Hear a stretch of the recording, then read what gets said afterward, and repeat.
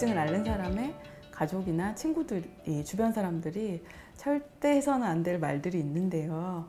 네. 우울증을 앓는 주변 사람 있으면 마음도 아프고 신경도 쓰이죠. 걱정도 되고. 그래서 이제 도와주고 싶고 또 뭔가 낫게 해주고 싶어서 주변에서 이런저런 뭐 이야기라든가 훈수를 두게 되는데요. 여기서 해서는 안 될 말들, 차라리 하지 마는 게 나은 말들이 많거든요. 예, 그래서 이런 얘기를 좀 잘 알고 계시고 좀 조심하신다면 정말 마음과는 다르게 환자에게 또 하나의 어떤 비수를 꼽는 그런 일을 안 하실 수 있을 것 같아요. 그래서 얘기를 좀 드려볼게요. 일단 제일 첫 번째로 얘기할 수 있는 게, 우울하다고 하면 이제 누가 우울하다, 아, 우울증이래, 진단 받았어, 또는 뭐 우울증인 것 같아, 이런 얘기들이 있으면 걱정도 되고 옆에 가서 좀 얘기를 해주고 싶잖아요. 근데 이제 뭐 요즘 어떠니, 우울하니 이렇게 물어보다가 바로 금세 나오는 말이 이제 감정을 평가하거나 또 이제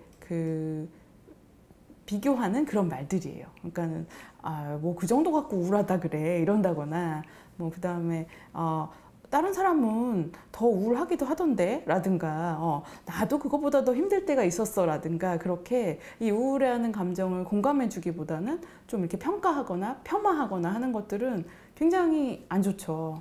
그리고 네, 왜냐하면 사람의 우울이란 것이 굉장히 다양하고 정도도 다양하고 또 비슷한 정도의 우울증이라 해도 사람마다 우울을 경험하는 방식이나 느낌은 다르거든요. 그러니까 그걸 마치 다 안다는 듯이 얘기한다든가 또는 평가하고 폄하하기까지 하면 그 우울한 사람은 더더욱 외로움이나 몰이에 의한 상처를 받을 수가 있죠.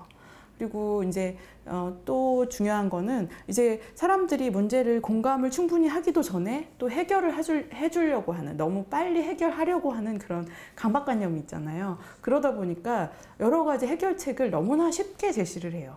뭐 밖에 나가서 햇볕을 쐬면 금세 기분이 좋아질 거야 라거나, 뭐 여행도 가고 쇼핑도 하고 그러도록 해, 뭐 이런다든가, 뭐 너 그러지 말고 뭐 나랑 같이 어디 저기 옆 동네 산책을 가자라든가, 좋은 말들이에요. 필요한 말들이긴 한데요. 그게 가능한 때와 상황이 있고 또 환자가 원할 때 하는 게 좋거든요.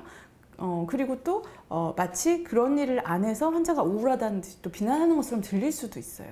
우울이라는 거는 어떤 행동이라든가 미래에 대한 의욕이라든가 계획이라든가 기력 자체가 사라지는 상태이기 때문에 사실은 이런 얘기를 듣는다고 쉽게 마음이 움직이지도 않고 이런 거를 쉽게 할 수도 없거든요. 그런 얘기들이 굉장히 좀 헛되게 들리는 거죠. 비슷한 예로 또 마음을 고쳐먹어라, 이런 류의 말들이 있어요. 그러지 말고 좀 더 긍정적으로 생각해, 네가 힘을 내야지, 좀 더 그런 식으로 말고 좀 마음을 강하게 먹어봐, 이런 말들이 있는데, 뇌에 문제가 생기는 뇌의 병이거든요. 그래서 뇌를 보호할 수 있는 약물도 먹어야 되고, 그리고 여러 가지 상담이라든가 환경 조절을 통해서 충분히 휴식할 수 있도록 해줘야 좋아지는 병인데, 여기에 대해서 의지의 문제다, 더욱 노력해라 라고 하는 거는 더 혹사당하고 더 나빠지라는 말과 사실 다르지 않아요. 그래서 그런 문제가 있고요. 그리고 이제 또 하나는 마치 환자의 불행이나 우울이 굉장히 이제 부담스럽고, 옆에서 보기에도 마치 내가 잘못한 것 같고, 또 마치 우리 가족이나 우리 친구들의 좀 이렇게 어떤 결함이거나 수치인 것 같고, 이걸 보고 있는 것 자체가 힘든 거죠. 그 마음은 당연히 이해합니다만, 그러므로 그걸 가지고 환자에게 종용하듯이, 체근하듯이 말하는 건 굉장히 좋지 않죠. 언제까지 치료해야 낫는 건데 너 그렇게 힘든다고 언제까지 이렇게 우울한 표정으로 있을 거야, 이런 얘기들은 정말 힘들어서 우울해진 사람에게 더 노력해서 빨리 나아라, 그것도 너를 위해서라기보다는 우리를 위해서, 이렇게 요청하는 것밖에 되지 않는 거죠. 네, 사실 굉장한 압력이 되죠. 그래서 이런 성과주의적인, 결과주의적인 체근은 굉장히 환자에게 좋지 않고요. 또 하나의 스트레스로 작용을 합니다. 그리고 이제 제일 드리고 싶은 말씀, 마지막으로 어떤 우울한 분들이 상담 치료를 다니거나 또는 이제 정신건강의학과에서 약물 치료 및 상담 치료를 하게 되는데요. 여기에 대해서 이제 어디서 들은 카더라를 가지고 걱정과 우려의 말을 하는데, 이것이 사실은 좋지 않게 영향을 미칠 때가 많아요.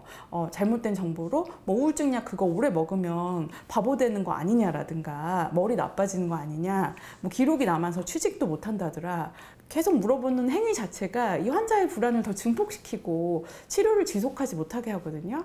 근데 아시겠지만 우울증 치료라는 게 하루 이틀, 뭐 한 달, 두 달 가서 끝나는 게 아니라 아무리 짧아도 서너 달, 길게는 6개월에서 1년 동안 충분히 지속해야 재발까지 막을 수 있고 완쾌가 되는데 그 다니는 환자들에게 격려는 못 해줄 망정 여러 가지 그 해결되지 않는 의문들, 좀 근거가 없는 의문들을 이야기하고 정신과에 대한 편견을 확대 재생산하는 거는 정말로 좋지 않은 일이라고 할 수 있죠. 네. 정말 이 말씀을 꼭 드리고 싶었어요. 우울증, 네, 그 부모님 세대와 지금 밀레니얼 세대, 또 어쨌든 자식 세대는 살아온 환경이 정말 하나에서 열까지 다 다르고 살아온 환경이 하나에서 열까지 다 다르거든요.